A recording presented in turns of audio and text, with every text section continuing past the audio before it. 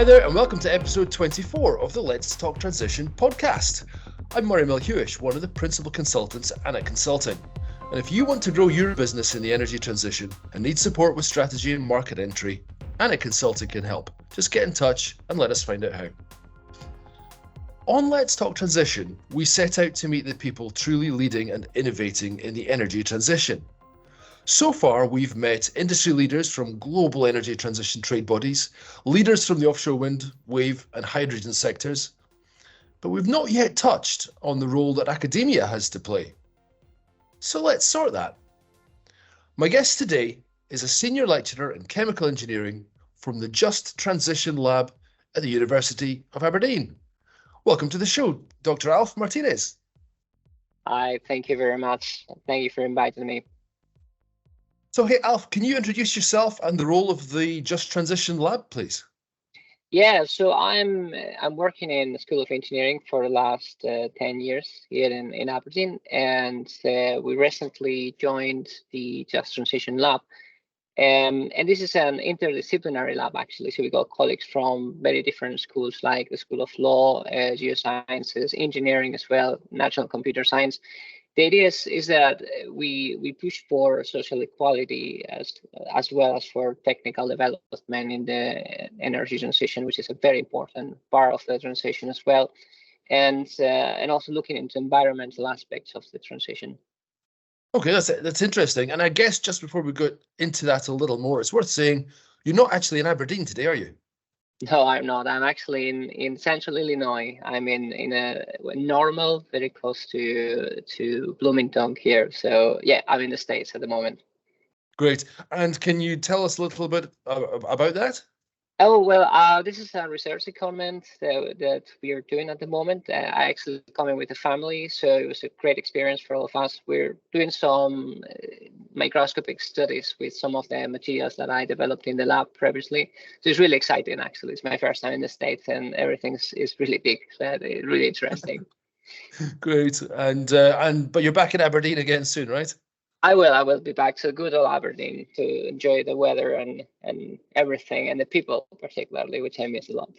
Yeah, I'm sure. Yes, I lived in Aberdeen for many years. In fact, I graduated from the University of Aberdeen in law many years ago. So yeah, I miss it too. So look, thinking about the lab, tell us a little bit more about the lab and particularly how it's supported. Well, we are self-supported in the sense that we're part of the university, and as any research group, we need to find our own resources. We apply for funds, we collaborate with companies, particularly with associations, because it's really a social science sort of lab-based. And to be honest, for me, it's a great experience because we engineers or like scientists, we try or we tend to be in our isolated fields, just working in our materials, in our labs. And it comes to a point when it's really important to look into the impact of everything we do. Actually, these days, if you're applying for big or large grants, to public or even private investors, they really look into the impact. So for me, this is a really great learning experience. And yeah, what we're looking is, for example, what are the different consequences of these big projects that we have for the energy transition, how we engage with communities, how we make it more democratic, so that the decisions that are taken are actually taken by everyone, not just for a few. And I think it's a really important message to send across, because at the end of the day, we need to get everyone engaged in the transition. Right, and Alf, is it a big team that you've got there? Well, we are a few people in the executive committee, or sort of like the group that started everything. We may be about 6 or 7, but we opened it for any associates that want to work with us to all the schools across the university and outside the university too. So yeah, we started maybe 6, 7. I actually joined after it was formed. But I was lucky enough to be there when we actually opened up to the rest of the people, and we've seen a I would say overwhelming response from our colleagues who want to know more about it because they know that it's actually important. Great. And Alf, you're a chemical engineer. Can you take us through some of the research that's ongoing in the energy transition? How do you, what sort of impact do you anticipate? Yeah, I mean, obviously, when we're talking about the energy transition, everyone thinks about energy generation for, from wind, for example, and renewable sources. So there's a lot of research done into improving the efficiency of the wind turbines. There's a lot of work done into system integration too. And actually, this is a point which has been looked into European level as well. So, what are the grid capacities? What do we need to make electricity going and power going to different sectors?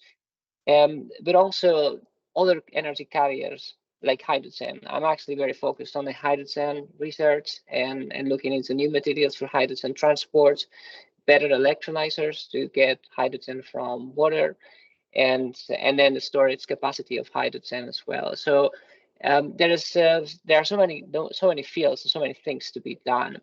But at the moment, I think connectivity and energy production and storage are some of the most important things. And when it comes to market, trying to open the market to customers, trying to get the price down on new technologies, that's very important because most of the big projects that we are seeing these days are subsidized, and there's a point when they need to be self-sustained.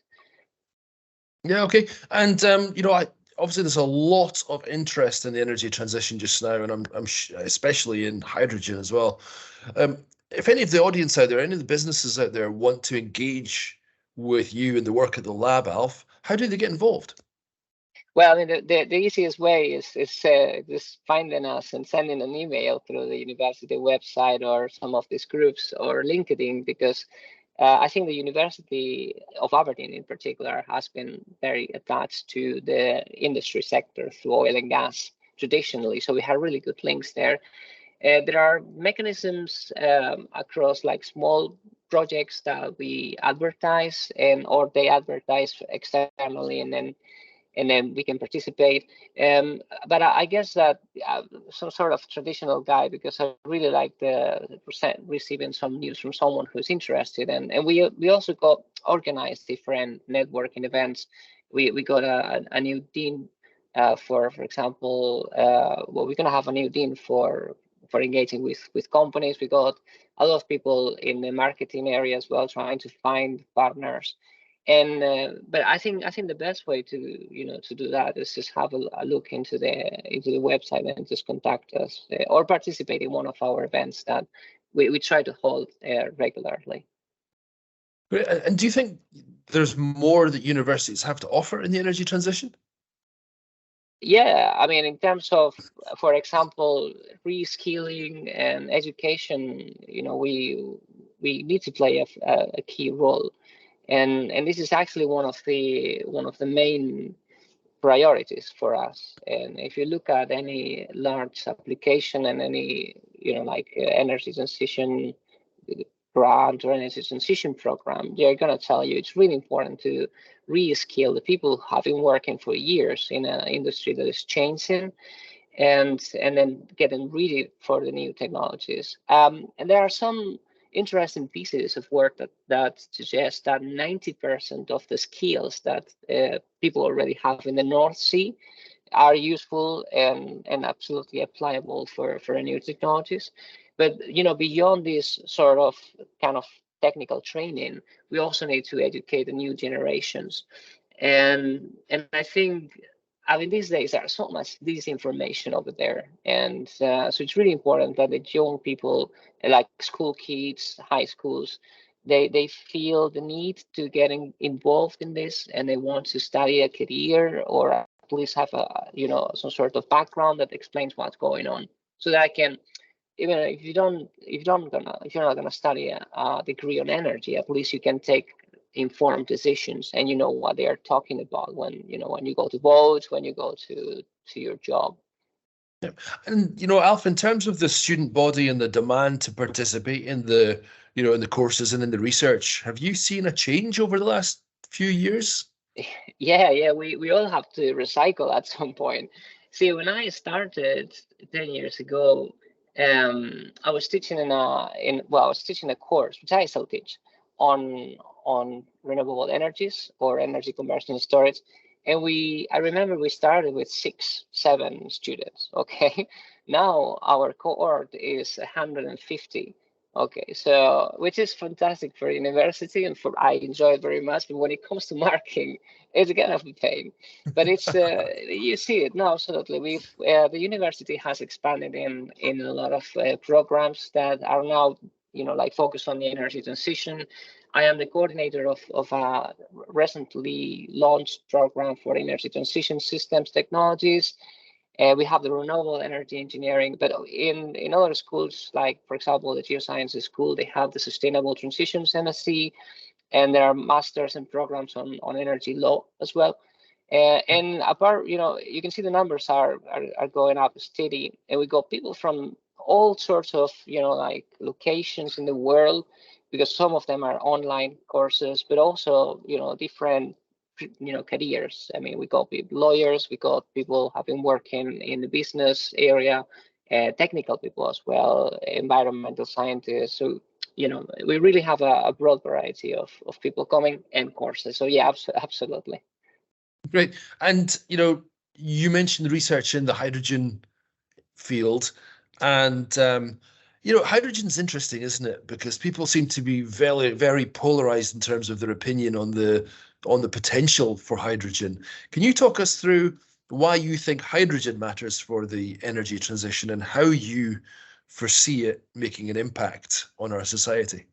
Yeah, well, we have this is a I would say that hydrogen is as important as any other kind of energy carrier that we called or technology. That's why I think discarding hydrogen is a mistake, because hydrogen is going to be very important. Just it's a facilitator. It's a way in which we can store hydrogen in the long term. So it's kind of similar to what we would do with natural gas. With there are a lot of differences and challenges with hydrogen respect to natural gas, but it is a facilitator for storing the energy that we're gonna need in the winter, for example. It's a way in which we can buffer the power that we got from renewable sources that, as you may know, is variable, so it's gonna kind of change with the time and the position. And yeah, and you can also transfer the energy through pipelines. You can store it in small tanks. I think it also can help democratize the energy system, because you only need an electrolyzer to produce hydrogen from water, and and some source of renewable energy, and even the small communities can have their own sustained hydrogen system. But I understand, the debate, and I think it's a really good debate. I've been involved in several kind of workshops and interviews when I was grilled, because there are some people get really emotional about hydrogen. I think the debate is good, but it must be clear as well. There might be different solutions which are better for different kind of situations. So hydrogen might not be the answer everywhere in the world, but as a nation, and in particular in Aberdeen, I think we do need to push for a hydrogen economy, because we have the wind resources, we got the technology, we got the companies that can sustain these large infrastructure changes that are required. So Yeah, and I think it's worth saying as well, every time I visit Aberdeen again, Alf, I'm just reminded of the energy transition because of the bus network that already, it's quite an extensive bus network running on hydrogen already. yeah, we got double deckers since a couple of years ago now, I think. I mean, this is the sort of magic of Aberdeen, the way that we are so pioneering, and you can just be riding on a hydrogen powered bus. Well, people are doing this. They don't, and the good thing is it's just so natural. It's so good for the community, because they already have the advantage that they can use that technology which is here. And actually, the hydrogen production plant, which sort of feeds the whole fleet, is just 15 minutes away walk from the University of Aberdeen. And we always organize this visit there, so the students can see it. and it's just in the middle of a neighborhood, and it's it's so natural. So I think this is one of these examples where university and in this case the Aberdeen City Council can show that the energy transition belongs to everyone, and it can have benefit for everyone. Yeah, and look, it's great to see the council taking leadership in that respect, isn't it? Really leading the energy transition by example. And Alf, you're clearly a leader of the energy transition because, even just taking your student cohort from 6 to 150, that's fantastic, and obviously it'll be exciting to see where those young people make their careers in the future. But for you, why does the energy transition matter to you, and what makes a good leader in the energy transition? Well, I have to say, thanks for your kind words. Obviously, those numbers reflect the fantastic work of all the team, right? So I think this is the probably the right word, like teamwork. Okay, in the university we have a lot of layers and a lot of kind of management, but normally people are pretty flexible on how we approach our own research, and I think this sort of freedom of thought is what makes the university and academia so nice and so appealing for people like myself. So for me, is simply what I think I have to do. We've been wasting a lot of energy for years, and now we have the duty to make things better for our children, for our colleagues, for our neighbors.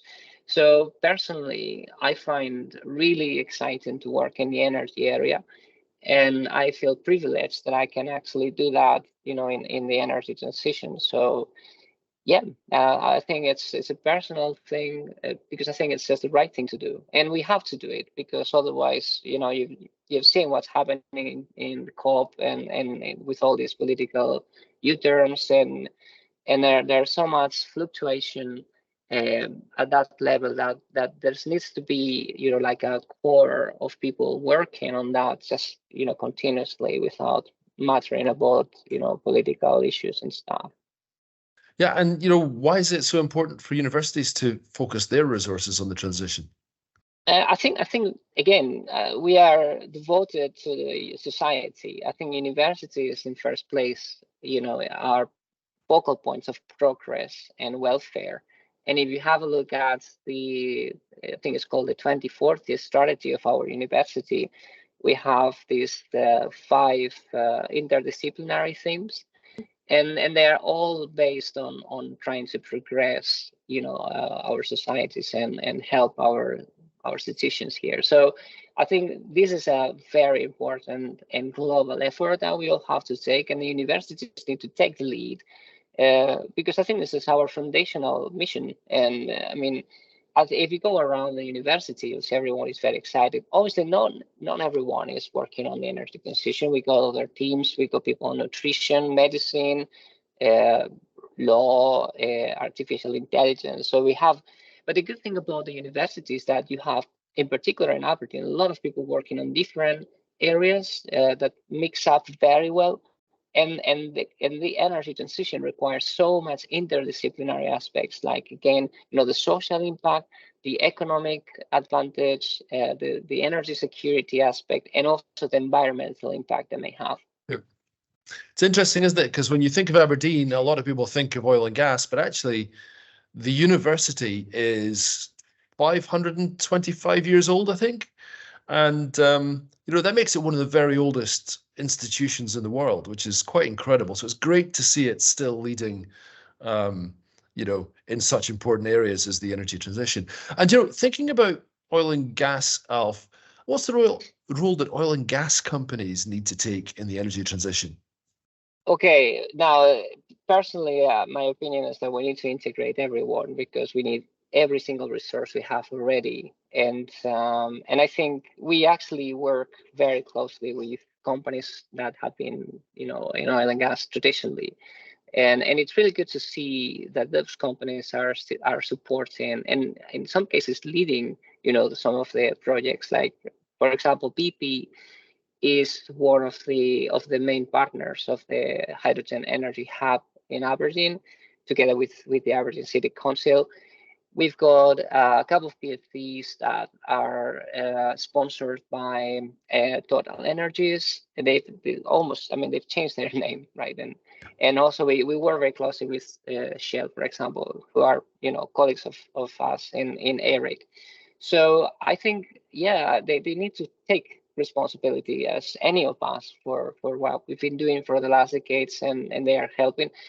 I think, again, the key point here, and that's where the controversy comes, is you know, that those projects, large projects, need to take into account a lot of resources, and they might be in a really good position because they already have the infrastructure and they already have the know-how and sort of the facilities.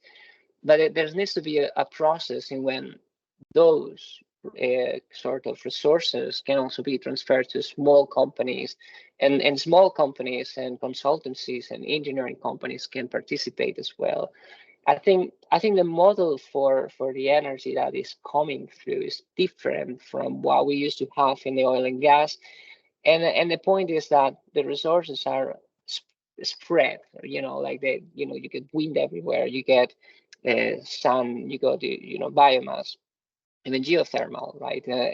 This is obviously different in respect to the classic oil and gas when you have an oil field and you can explode it. So, but I think, you know, the transformation, if you think about companies are people at the end of the day, and the stakeholders, I know that, you know, shareholders, but you know, we need to push this together. We need to engage everyone, otherwise. And the other thing is, we cannot just switch off, from oil and gas tomorrow. Unfortunately, I mean, we all would like to, and I think, again, if you ask another colleague from the Just Transition Lab, probably they will tell you something different.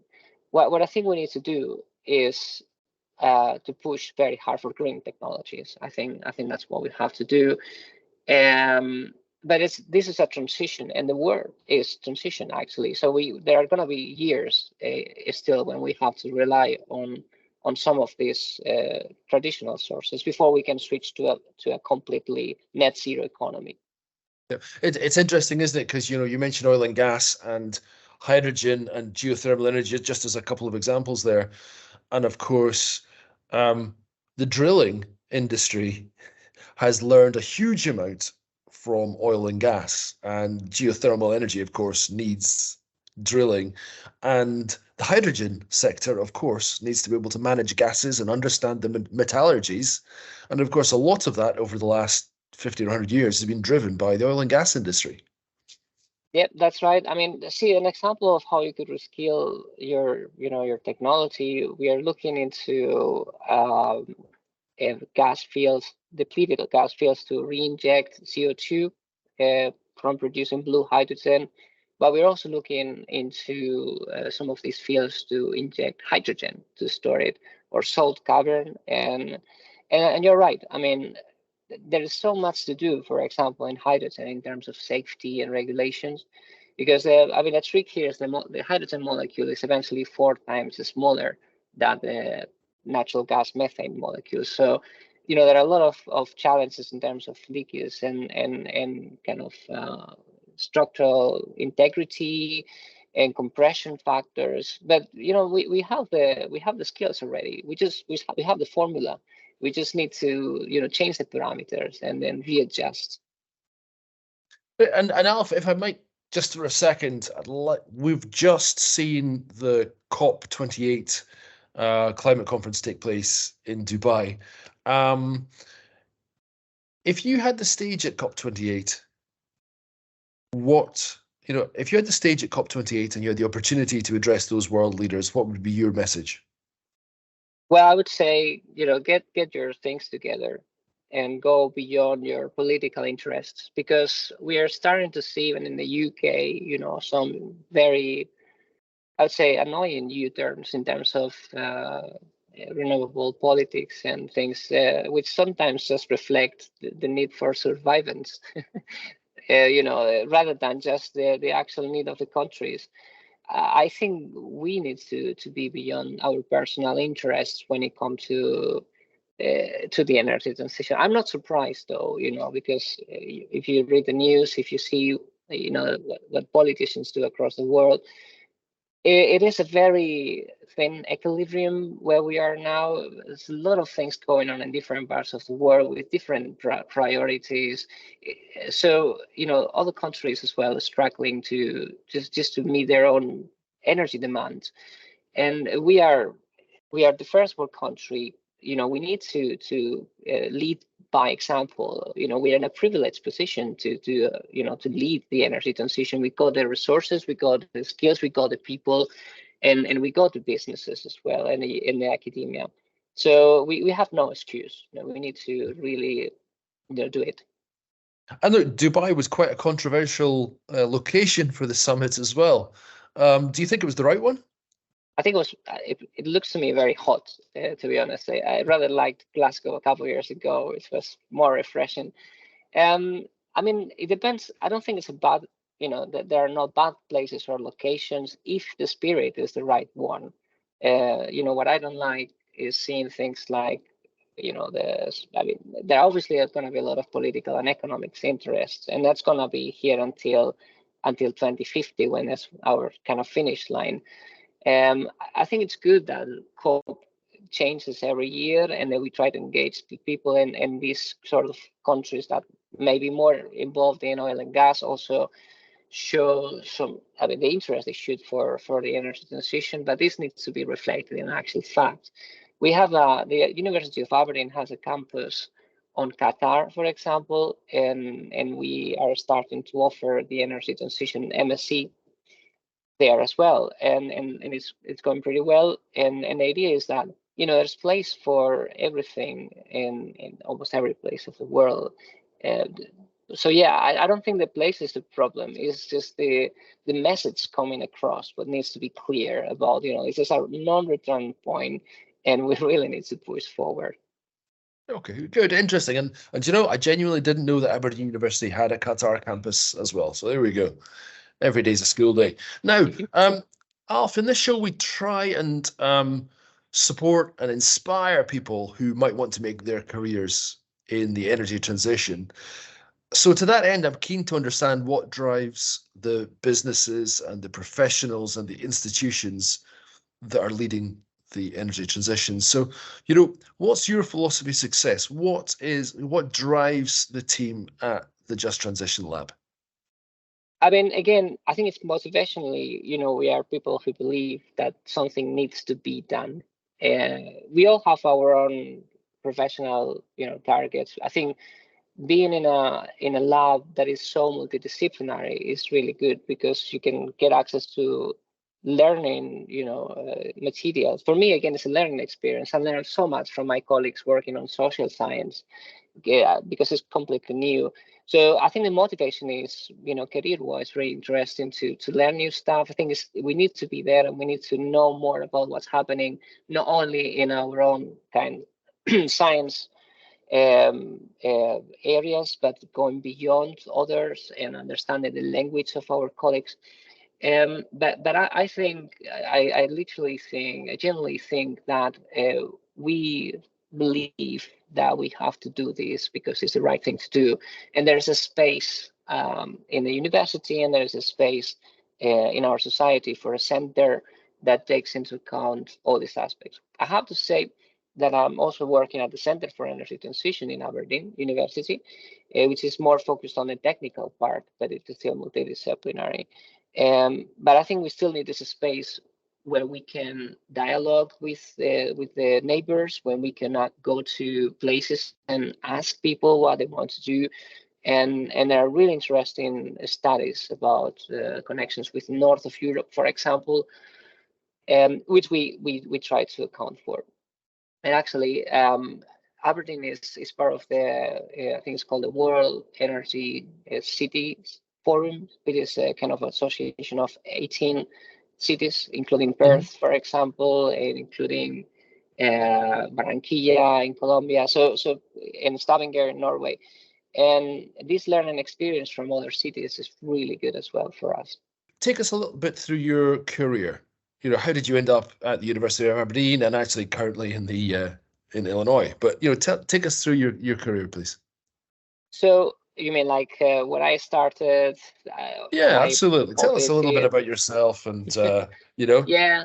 Okay, so the funny story is I actually came to Aberdeen for the first time as an Erasmus student. So that was like 20 years ago. And I was in my final year project here for 6 months. And I remember I landed in February.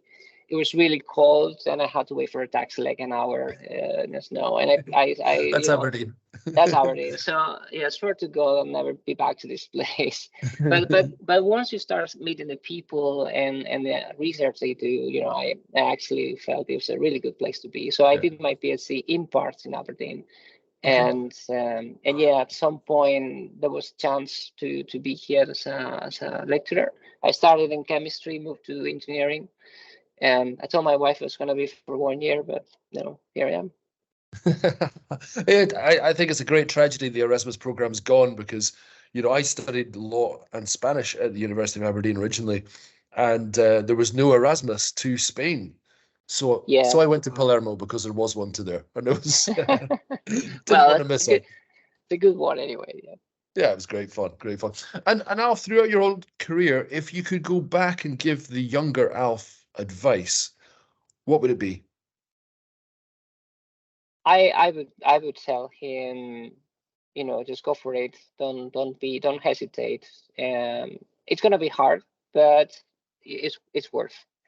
I think I think particularly in research, there are many times when you just want to give up because things don't work out. I mean, an example, yesterday I came to the lab here behind me, and I started at 9 in the morning and I was trying to set up an experiment, and I had to leave at 3 p.m. to just to get my daughter. And the first image I got was at 2:50, like literally 10 minutes before I had to leave. And it was so frustrating because I didn't do anything. Um, but when I think when you age, or at least when you grow up, you realize you have like a long-term perspective, and you know that there are days that are gonna be hard, but there are other days that are gonna be brilliant, and it's worth. And to be honest, if you keep on working and you're a professional and you work with good people, I think good people and good persons. I mean, like good professionals and good personal people, you can actually get whenever you want and be happy in your life, which is very important to be happy at your work too. Yeah, great. So work hard, surround yourself with good people, and enjoy what you do. Is that right? I try to be surrounded by people who are smarter than me, uh, including my wife. Right? Well, she'll be delighted. And Alf, in each episode, we ask our guests to set a question for our next guest without knowing who they're going to be. And in the last episode, we met Alex Leddy, the commercial director for sustainability at Intervention Rentals, and he left the following question for you. Now, this question was in light of Aberdeen's Energy Transition Zone, or ETZ, and their plans to create 2,500 jobs and an energy hub in Tullis in Aberdeen. Now, his question was, what can Aberdeen and leaders like ETZ learn from places like Houston, Stavanger, and Perth, and what they're doing right, because Aberdeen really needs it? He'd like to know, what can Aberdeen learn from other cities in a similar position? Well, the good is a really good question because some of the cities you've mentioned are actually part of the World Energy Cities Partnership, where Aberdeen is part of as well. So we're in the right spot. I think collaboration between different sectors is crucial. Learning about what has happened during the last 30 years and trying to keep on track on leadership for technology development is really important, but keeping people happy too. Because at the end of the day, people will vote, and obviously, it's that's going to change the political environment, and this can delay things. So I think what we need to learn is that every place is different, and that the solutions for our challenges are gonna be completely different in different parts of the world. But if we understand and we try to work together with our partners, and we actually keep our international partnerships open, I think we are in the right place. And Aberdeen has a really huge opportunity to become a leader in the north of Europe. And the Aberdeen Renewable Energy Group with over almost 300 members, is a really good example of that. We got people from oil and gas companies, we got people from small companies as well, universities, city councils. This is the sort of networking and partnership that we need to take advantage. And I have to say, I never lived in other parts of the UK, but I like Scotland. The reasons why I stayed in Scotland is because everyone is so open to collaborate, which is what I think is going to make us really big in the future. Yeah, great. Okay, so effectively work and learn, work together, learn from each other, and accept that there's no one-size-fits-all solution to the energy transition. Excellent. And Alf, ahead of recording today, I asked if you would prepare a question for my next guest. Hopefully you've had a chance to do that. Well, yeah, actually, you did pick up some of the questions I had in mind. One question would be, what is the role that hydrogen is going to take in the energy transition, and whether you think that we should just bet for green hydrogen or diversify hydrogen sources like low carbon hydrogen from natural gas. The other question I was going to say is what is the role that oil and gas companies would have on this transition? But you can pick up any. Well, that's interesting, actually. And do you know what? I do look forward to finding out the answer to that question. But if I might, how would you answer that question, Alf? Which, the first one or the second one? The first one, do we just go for green hydrogen, or do we need to, or what do we do? Yeah, again, I may lose a couple of friends here, but I think we need to have a multicolor hydrogen at least in the next 10 years. I think we need to account for. We need to have access to relatively low cost hydrogen so that we can enable the network that we need. I mean, this is kind of a chicken and egg situation. If you don't have sustainable hydrogen in terms of the cost or sort of low cost hydrogen, then you cannot ask people to buy it, but then you cannot develop the technologies and the infrastructure. You need to have a larger scale that will lower down the cost. I think we're doing a great job on green hydrogen at the moment. There's, again, great potential in Aberdeen and in Scotland and the UK because of the wind resources we have. But I think that's not enough. I think we need to put together a plan so that we can still use hydrogen coming from other sources, so that when the technology and investment is ready, we can switch to green hydrogen. But it has to be phased. I mean, it's just like it's a transition. So we may see more of blue hydrogen in the next 10 years, and then hopefully just green hydrogen in the next 20 years. Yeah, no, it's interesting, isn't it? And ultimately, from my perspective, Alf, what we've got to do is create a market for the hydrogen, and to do that, we need hydrogen. so otherwise, yeah, so we can't wait for just green hydrogen. That's right.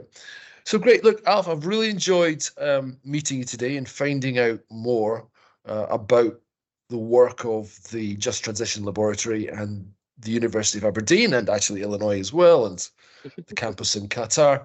And look, thank you for joining us today. Well, thank you very much again. It was really good conversation, and well, I look forward to working with you in the future as well. You know where we are, so just get to us. It's really nice campus, great environment, and we do look forward to working with new people every time. So. Yeah, absolutely. And look, I hope we'll be speaking again because, of course, we're involved through AREG, the Aberdeen Renewable Energy Group. And certainly I hope to be supporting you and the other AREG members, much more often as we go forward. So brilliant. Look, what an interesting discussion. We've touched on the role of oil and gas companies in the energy transition, the role of academia and the expansion of excitement about the sector among young, bright people looking to learn, which is brilliant. So excellent. Really enjoyed that. Very good. So as always, feedback on today's podcast is really appreciated. Feel free to get in touch either through LinkedIn or, Murray, that's Moray, at anatconsulting.com. Or if you'd like to see some of our other episodes where we touch on hydrogen and CCUS and offshore wind and wave and everything else we've touched on, you can find them online at ogv.energy, Spotify, Apple, YouTube, you name it, you'll find it there. Search for OGV podcasts, and there we go. And look, I look forward to seeing you all in the next episode. In the meantime, stay safe, and I'll be looking for some more guests. Feel free to suggest who we should have on next and what questions we should be asking the leaders of the energy transition. Thank you. Thank you.